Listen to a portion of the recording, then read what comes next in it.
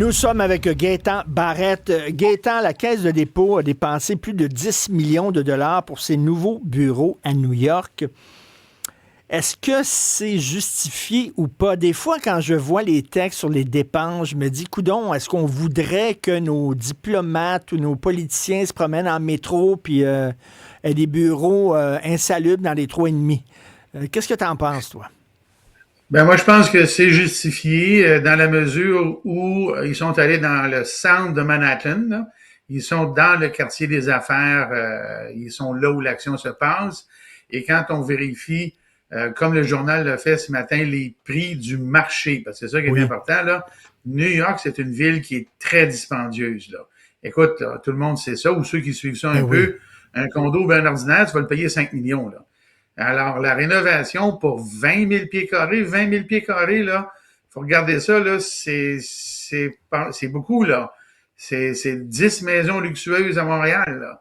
Alors, quand on construit à Montréal des condos à 400 pièces à pied carré, ben, on n'est pas surpris que pour 20 000 pieds carrés, ça en revienne au montant qu'on va de 10 millions. Alors moi, je suis pas surpris de ça, puis ça m'offusque pas.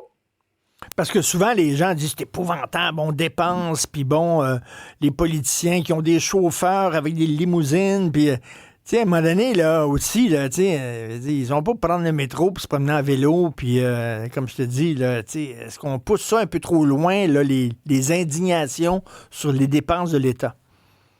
Moi, je pense que oui, parce que à partir du moment où on va aller jouer sur la patinoire, tu sais, quand on a un joueur, un Canadien recrute un joueur de premier plan, là, on n'en va pas jouer à Laval. C'est pas un jugement de valeur sur les joueurs de Laval, là, mais ce gars-là, là, il veut jouer dans la Ligue nationale, dans le Centre Bell. Alors, ça fait partie de la game. Hmm. Si on veut se coltailler ou négocier ou quoi que ce soit dans le milieu des affaires de ce milieu-là, ben, il faut jouer sur leur patinoire. Et partout dans le monde, on va jouer sur leur patinoire. Regarde, on va quand même pas s'en aller à Brooklyn dans un sous-sol d'église avec du prélat sur le plancher.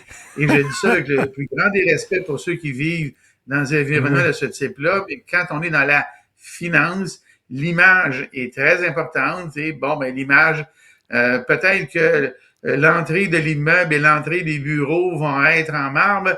On va passer au tapis après, mais il y a toujours la première impression qui est laissée. Je dis pas que ça Ben permet de oui. signer des contrats, mais en quelque part, l'image dans le monde des affaires indique d'une certaine manière que la personne a performé ou l'organisation a performé. C'est un peu comme ça que ça marche. Est-ce que c'est justifié ou non? Ben, on pourrait se demander si c'est justifié de payer Michael Rousseau d'Air Canada 12 millions par année, là, parce que c'est ça la réalité. Alors, puis on peut pas dire qu'Air Canada, c'est le king des compagnies aériennes. Alors, tout est relatif. À New York, la ville étant ce qu'elle est, c'est ça le prix. Alors moi, ça m'offusque pas. Si on était à Londres ou si on était à Tokyo, Tokyo, c'est la ville la plus chère au monde, ben on paierait encore plus cher. Et on paierait probablement au moins le même prix à Paris. Alors, ça fait partie de la game. Ben, Moi, ça m'offusque pas, surtout que je connais des gens personnellement qui sont dans le milieu de la finance et qui sont à New York. Je peux te dire que le loyer là, à New York, là, il faut un méchant salaire pour le payer. Là. Alors, il est dans le placement, il est dans ce mais tu monde-là, il sais, fait beaucoup de dans le milieu de l'argent puis des finances, on juge selon les apparences. Puis tout Ben le oui, monde fait ça. Moi, puis toi, on fait ça aussi. Là, puis tout le monde, les gens qui nous ben oui. écoutent, écoute, Gaëtan, tu cherches un conseiller financier, là, quelqu'un qui va faire fructifier ton argent. Puis là, tu as l'adresse, là, puis tu vas aller le rencontrer. Puis tu vois que son bureau, il est C'est au-dessus d'une ça. pizzeria. Il est au-dessus d'une pizzeria, Christy, là. Tu sais, tu dis, non, tu sais, je pense pas que c'est lui qui va gérer mon argent, tu sais. C'est ça. Puis, gars, je vais aller plus loin. Tu sais, dans mon monde, moi, la médecine, là, il y a des gens qui vont au privé, puis tout ça fantastique. La salle d'attente a des bancs en cuir, puis il y a du marbre, puis c'est ci, puis ça, mais ils ont l'impression qu'ils ont un meilleur service. Ben, ça, c'est pas prouvé. Par contre, dans la finance, ben, il y en a une preuve. C'est le Ben oui. rendement sur année, le rendement sur 10 ans. Puis ça donne que, en général, là, la qualité, pas toujours, là, mais la qualité des bureaux là, va être annonciatrice de la performance de l'organisation. Pourquoi? Parce que l'organisation, ça fait pas d'argent, elle peut pas se payer ces bureaux-là. Ben, c'est C'est ça. simple de même. Ça Exactement. peut pas se le payer. C'est comme ça. Une organisation qui perd de l'argent année par année, ben on met la pancarte à vendre ou à sous-louer dans la porte. C'est ça qui se passe. Alors, c'est un monde qui est comme ça. Moi, ça m'offusque pas. J'ai un peu tiqué, là, sur la moyenne de revenus des employés de la Oui. caisse de dépôt, qu'on appelle la caisse maintenant en moyenne à 805 000 piastres. J'ai trouvé ça élevé, quoique le coût de la vie et la compétition, surtout s'ils emploient là-bas des conseillers financiers ou des gens en placement qui sont américains, ben là, ils doivent être là-dedans. Moi, j'ai déjà été dans une organisation financière, j'étais membre du conseil d'administration. Richard, c'est pas compliqué, là, c'est des requins. Ils se connaissent toute la gang. Là. Dès qu'il y en a un qui est bon en placement, là, tu le perds si tu le payes pas. Et moi, je Ouais. l'ai vu, je l'ai vécu. Nos meilleurs là, en placement, on les gardait 2 ans, là, 3 ans, puis il y en a un autre plus gros qui venait le chercher avec un plus gros salaire. C'est comme Exactement. ça que ça marche. C'est le gars qui écrit un livre, là, Comment devenir millionnaire en 10 jours, puis il vit dans un demi-sous-sol. Pas sûr que m'acheter son livre. Et c'est ça, le gars qui est sur YouTube, qui te montre comment faire de l'argent, là, il est sûrement sur YouTube parce qu'il en fait pas assez lui-même. Charles Millard qui se présente à la course à la chefferie au PLQ, je suis tout seul à pas être excité plus que ça, là. Ben, c'est-à-dire que c'est vrai que c'est pas la grande excitation parce que il commence à s'exprimer publiquement. Il y a eu la première course à la chefferie dont on connaît la fin malheureuse, mais là on ne connaît pas assez. Par contre, il y a une chose que l'on sait, puis je te dirais que moi, si je m'appelais François Legault là, je serais inquiet. Pourquoi? Parce que là il y a un virage au Québec, c'est clair. Là. Il y a un virage qui a été commencé par Paul Saint-Pierre Plamondon, un virage vers la jeunesse. Alors là, que ce Mm. soit à Québec solidaire, au Parti québécois, maintenant, potentiellement au Parti libéral, ben, même avec Éric Duhaime, la moyenne d'âge baisse. Ça fait que le plus vieux, là, ben, ça va avoir son effet. À un moment donné, c'est François Legault. Puis on sait que François Legault, à date, là, il veut continuer jusqu'au bout.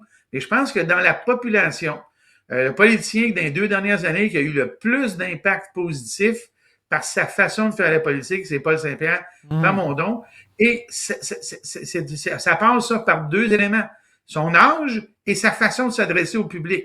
Charles Milliard, je connais pas encore toutes ses idées. On va les connaître. Mais je te parie qu'il va dans le même style que PSPP, pas avec, évidemment, les mêmes options, ni Québec solidaire, évidemment. Maintenant, dans la façon de présenter les choses, la façon de débattre, la façon de parler à la population, il va être pas mal plus dans l'air du temps, dans la Ben, perception des gens. Puis moi, je me prends un exemple. Moi, je vais avoir 70 ans, là. Moi, je trouve ça bon. Moi, ce genre de manière de faire de la politique, ça fait que là, ça va détonner beaucoup pour un mm. gars comme François Legault qui va aller jusqu'au bout. C'est lui qui a le plus à perdre là-dedans. Puis si Charles Milliard arrive au Parti libéral avec une nouvelle facture, on va dire ça comme ça, peut-être pas le bon mot dans les circonstances actuelles, mais une manière de se présenter différemment et de discourir différemment, ça ne peut qu'avantager le Parti libéral par rapport à son passé récent. Selon toi, en terminant, il va-tu avoir des candidatures vedettes, selon toi? Parce que Pablo Rodriguez, c'est une candidature vedette. Est-ce qu'il va en avoir une au PLQ? Ben écoute, ça tombe bien parce qu'il y a 1 heure, j'avais cette conversation-là avec des libéraux. Et puis j'ai pris le pari que le 14 février, ça va être Charles Milliard parce que personne ne va venir. Les Ah candidats oui. vedettes, ceux qui sont approchés à date, là, selon mes sources, qui sont pas mal sûrs, ils veulent toute une forme de couronnement. Ils veulent tous avoir ça clé en main. Ils en veulent pas de course. Alors, les candidats vedettes, là, qui sont actuellement approchés par le Parti libéral, j'ai parié un gros 2 $ qu'il n'y en aura pas et que ça va être un couronnement. Je vais même aller aussi loin que de dire qu'ils ont construit ça pour qu'ils soient allés à la pêche. S'il y a une course, ben tant mieux. Puis s'il n'y en a pas, ben tant pis, ce sera un couronnement. Puis je te dirais qu'il y a certainement des téléphones qui se font auprès de M. Roy, là, le plus jeune, là, qui était là, qui a eu moins de 1% des voix. Ça peut pas rester Charles Milliard et Mario Roy. Là. Ça peut pas. Puis il est bien correct, ce gars-là, là, c'est pas ça, là. Oui. Mais il arrive dans la politique. Là. Ben oui. C'est pas possible. Là. Alors là, je pense que tant qu'à avoir une course qui n'en vaut pas la peine, ayons un couronnement. Une course a du sens s'il y a un candidat vedette qui se présente, mais j'ai déjà parié que ça n'arrivera pas. On verra ça. Merci beaucoup, Gaétan. Bonne journée à demain. Salut.